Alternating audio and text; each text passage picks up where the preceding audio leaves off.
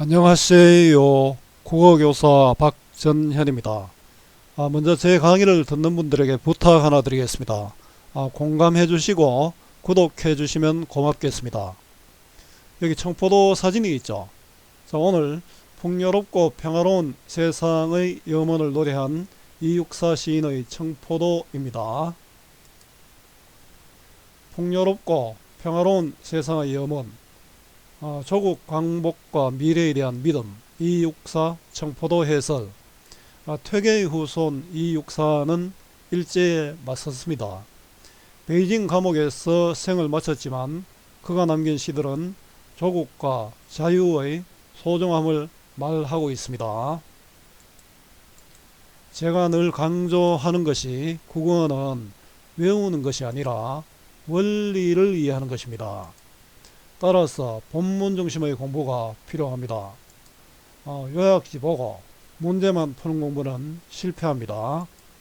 국어는 정답을 찾는 것이 아니라 주어진 상황에서 알맞은 답을 찾는 것 꼭 기억하세요. 여러분 네이버에서 국어 공부 잘하는 법으로 검색을 해보면은 제가 쓴 글이 있습니다. 좀 오래된 글이기는 하지만 여러분 꼭 한번 읽어보길 부탁합니다. 이해의 배경입니다. 이 시는 풍요롭고 평화로운 세상에 대한 염원을 노래하고 있습니다. 자, 이런 소망은 시의 제목이기도 한 청포도에 잘 투영되어 있습니다. 자, 청포도는 청색의 색채와 동시에 결실을 맺는 과일로서의 포도로 구분하여 그 의미를 파악할 수 있습니다. 자, 먼저 청색이 주는 색채 이미지는 신선함, 자, 참신함, 맑고 투명함 등을 떠올리게 하며, 자, 이는 고향의 아름다움과도 연결됩니다. 과일로서의 포도는 알알이 맺히는 특성을 지니고 있어 예로부터 다산 또 풍요를 상징했습니다. 따라서 이 역시 풍요롭고 아름다운 고향의 모습과 대응됩니다.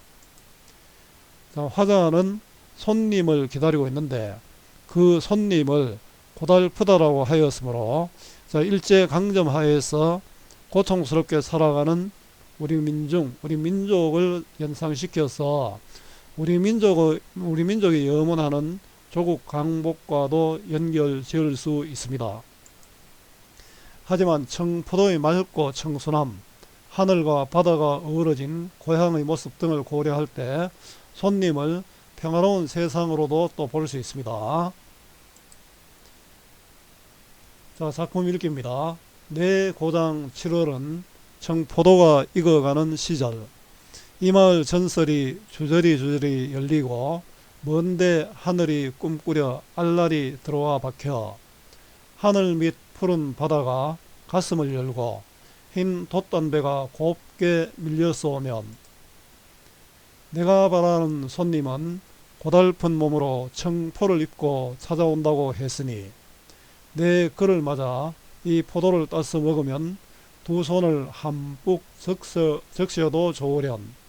아이야, 우리 식탁엔 언쟁반에 하얀 모시수건을 마련해 두렴. 자, 이육사 청포도. 감상을 한번 해보겠습니다. 내 고장 7월은 청포도가 익어가는 시절. 자, 청포도, 이렇게 선생님이 대갈로 해놨죠. 어떤 의미가 있습니다.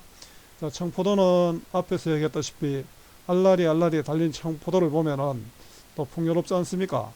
또 이 청포도는 화자의 희망을 담고 있습니다. 또 청포도는 평화를 상징합니다. 이 청포도는 당연히 싱그러운 청색의 이미지를 갖고 있죠. 자, 이 시는 이렇게 대갈로 한 푸른색과 아직 안 나온대요.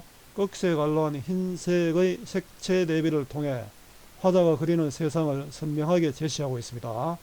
자, 화자가 그리는 세상은 풍요롭고 평화로운 세상이기도 하고 또 일제강점기를 가정했을 때 우리 민족의 광복과도 연결될 수 있죠.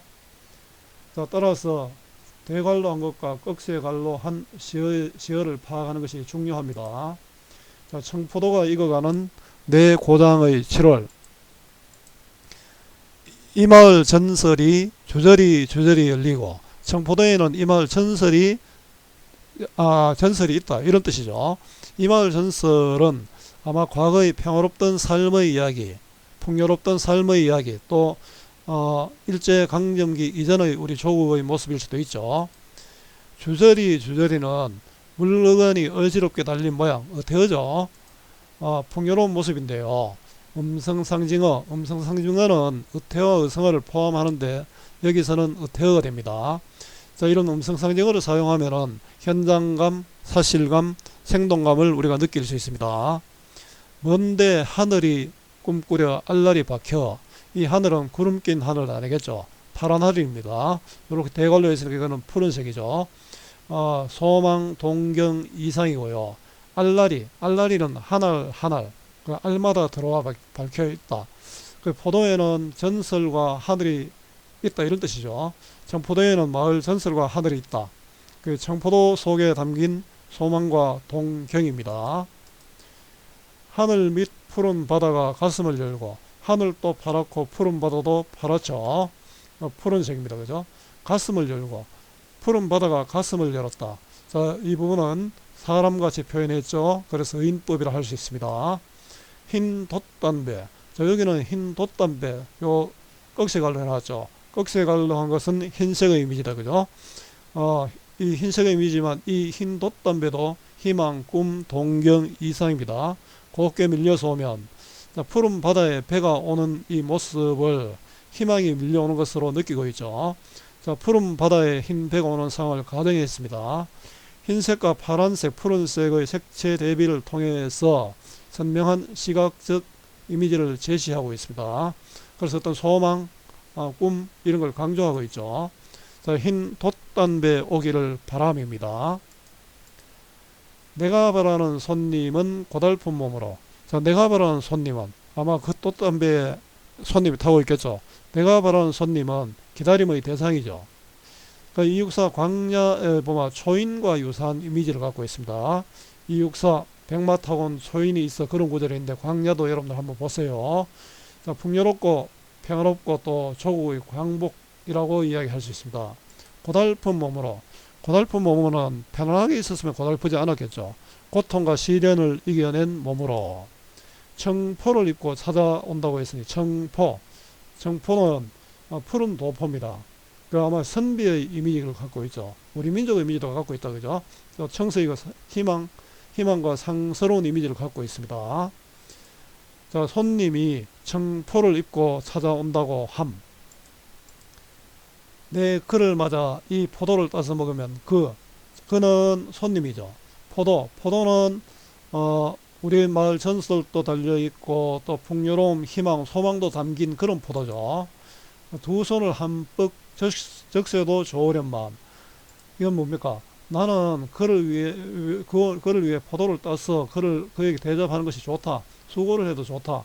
손님을 위해서는 무엇이든 할 수 있다면 좋다. 이런 뜻이죠. 자, 기다림 끝에 손님을 맞는 기쁨과 희생적인 자세가 드러납니다. 손님과 함께 청포도를 따먹고 싶다. 그 풍요로운 세상, 또 광복된 조국을 맞고 싶다. 이런 뜻이죠. 아이야, 우리 식탁엔 언쟁반에 아이야는 그 아이일 수도 있고요. 또 감탄사일 수도 있는데요. 시조종장 척과 유사하죠. 이런 것들을 우리 관습적 표현을 할 수 있습니다. 아이야라고 불렀다면, 진짜 아이라고 불렀다면 이 부분은 돈어법이 되겠죠. 언쟁반은 하얀색이죠. 정성스러운 준비, 흰색의 이미지입니다. 이 시에서 푸른색과 흰색을 구분하는 것이 중요하다 했죠. 하얀 모시수건, 이것도 흰색이 나오네요. 하얀 모시수건을 마련해두렴. 자, 하얀 모시수건은 백색 순결, 또 우리 민족의 상징입니다. 또 민족적인 그런 느낌이 든다. 그죠? 마련해 두렴.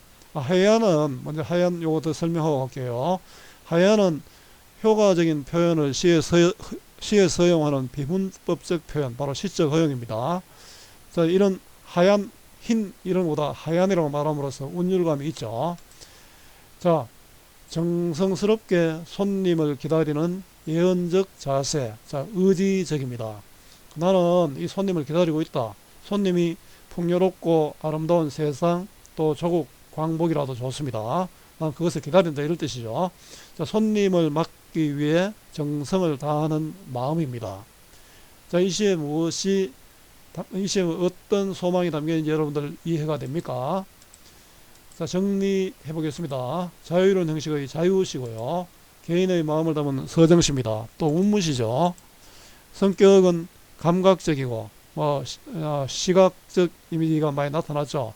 상징적이고 또 미래지향적입니다. 주제는 평화로운 세상을 향한 기다림. 자, 풍요롭고 평화로운 삶의 소망, 조국의 독립의 소망과 믿음입니다. 특징 정리해 보겠습니다. 시각적 이미지, 또 음성 상징어, 주저리가 있었죠. 상징어를 통해 고향이라는 공간을 감각적으로 형상화해 있습니다. 자, 형상화는 감각적으로 느낄 수 있도록 표현하는 방법입니다. 푸른빛과 흰빛의 선명한 색채 이미지 대비를 통해 화자의 의지와 희망을 드러내고 있습니다. 청포도, 손님 등 상징적 시어를 사용하여 주제를 효과적으로 나타냈습니다. 상징적 소재를 사용하여 평화롭고 풍요로운 삶에 대한 소망을 드러내었고요. 푸른색과 흰색의 대조적인 색채를 활용해 화자가 바라는 미래의 모습을 잘 드러냈습니다. 자, 음성상징어를 사용하면은 생동감, 현장감, 구체성을 드러낼 수 있습니다. 자, 활동학입니다. 자, 이 시에서 청포도가 함축하고 있는 의미를 말해 보자인데요. 선생님이 설명을 한번 해볼게요. 청포도에는 마을의 역사, 사람들의 삶과 꿈을 품고 있는 전설이 열려 있고 희망을 상징하는 먼데 하늘이 들어와 박혀 있지요. 따라서 청포도에는 풍요롭고 평화로운 세계에 관한 기대가 담겨 있습니다. 물론 이 청포도가 조국 광복을 염원하고 있다고도 할 수 있습니다. 자, 이 시에서 과거 고향의 분위기를 상기하게 하는 19는인데요. 바로 이 부분이죠. 이 마을 전설이 주저리 열리고, 자, 이 구절은 풍요롭고 평화로운 마을의 분위기를 보여준다. 청포도에 주저리 열렸잖아요. 그 열린 건 전설과 풍요로움이 담겨 있습니다. 자, 이 시에서 대비를 이루는 두 가지 색채를 말하시오인데요. 자, 청색의 이미지, 청포도, 먼데 하늘, 푸른 바다. 그 다음에 이거는 청색의 이미지죠. 푸른색이고, 그다음 흰색 이미지는 흰 돛담배, 은쟁반, 하얀 모시수건, 이런 시어가 있죠. 이런 시어가 대비되는데요. 이를 통해 평화로운 삶에 대한 기원과 동경, 무한한 믿음을 생생하게 느끼도록 해주고 있습니다. 자, 일제강점기의 작품이라고 가정할 때 손님이 의미하는 것은 우리 이런 것들은 뭡니까? 시대적 상황을 고려하는 것이니까 반영론적 관점이죠. 자, 이 손님은 오랜 세월 힘든 싸움을 계속하느라 지쳐 고달픈 몸으로 돌아왔지요. 따라서 손님은 어려움을 이겨낸 해방된 조국이라고 할 수 있습니다. 자, 고달픈 몸이라는 구절의 의미는 무엇인가인데요. 자, 작중 화자가 기다리는 손님은 청포도가 익어가는 내 고장에 있지 못하고 어딘가 먼 곳에서 힘든 방랑의 길을 걷고 있었습니다. 고달픈 몸이란 어두운 역사 가운데 괴로운 삶을 겪고 있는 민족 내지 지사들의 시련을 암시한다고 할 수 있습니다. 자, 화자가 기다리고 있는 대상과 그 대상과 하고 싶은 것은 또 무엇인가? 자, 화자는 고달픈 몸으로 청포를 입고 찾아오는 손님을 기다리고 있고요. 그가 오면 함께 맞아 청포도를 따서 먹고 싶어 합니다. 자, 이 작품이 그리는 삶의 이상은 당시의 현실에 대해 어떤 인식을 내포하고 있는가인데요. 이 작품에서 시인이 꿈꾸는 풍요롭고 평화로운 삶의 모습은 일제강점기 억압된 시대의 현실과 대립된 것으로서 이와 같은 시대 상황을 극복하자는 의미가 담겨 있습니다. 자, 이렇게 말하면 여러분들 어렵죠. 쌤이 뒤에 해설을 따로 준비를 해 놨습니다. 여러분들 이 부분은 정지 화면으로 보면 되겠습니다. 읽어보고요. 1번, 2번 해설이 있고요. 3번, 4번 해설도 있습니다. 자, 화면을 정지시켜서 한번 보고요. 자, 5번, 6번도 쌤이 해설해 놓은 것이 있습니다. 아까 말로 할 때보다 글자로 읽으면 더 잘 볼 수 있겠죠. 정지시켜서 확인하고요. 자, 활동 7번까지 있습니다. 자, 이렇게 오늘 이렇게 이육사의 청포도를 정리했는데요. 이 부분은 익히는 공부, 본문 중심의 공부를 해야 한다는 이야기 다시 강조합니다. 자, 오늘 여러분들에게 이육사 시인의 청포도를 공부했는데요. 오늘 이 수업이 여러분들에게 조금이라도 도움이 되었으면 좋겠습니다. 수고 많았고요. 오늘 또 고맙습니다.